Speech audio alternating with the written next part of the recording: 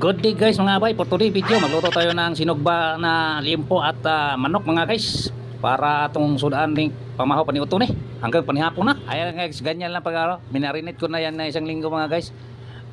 Lagyan natin ng ketchup guys, toyo at saka suka, ihalo natin tapos ayan i-marinate natin dyan para lalong lumalami iba pag sugba ba. Ayan na, nag-init na ako ng ano, baga guys.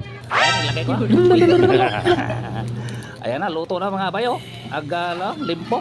Sunod yung manok naman. Pakain ko to sa aso namin kay arte yung aso namin. Ayan na, hiwain na ng sinugba mga bayo. Agay, may kayo. Tilap ng kabay.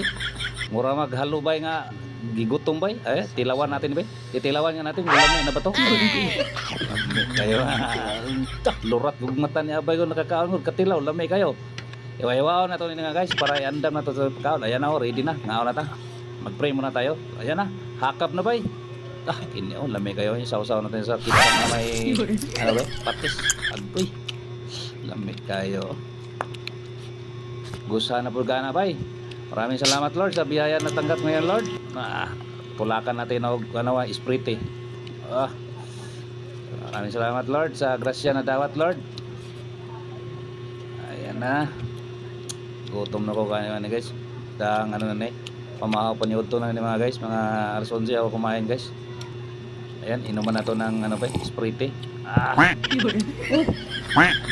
Sigag mata na ba, solirap goods kalami. Lamig kayo ba no? Basta ikaw magluto ba? Oh, maganda yung ikaw magluto kay para lamig jud. Ikaw bito kakaon. Oh, hakap mo to bay. Oy, lamay ka yung lasa mga guys eh. Minarinate ko na yan. Tapos minarinate ko ulit ng ketchup na may tuyo at saka suka, saka paminta, durog na paminta.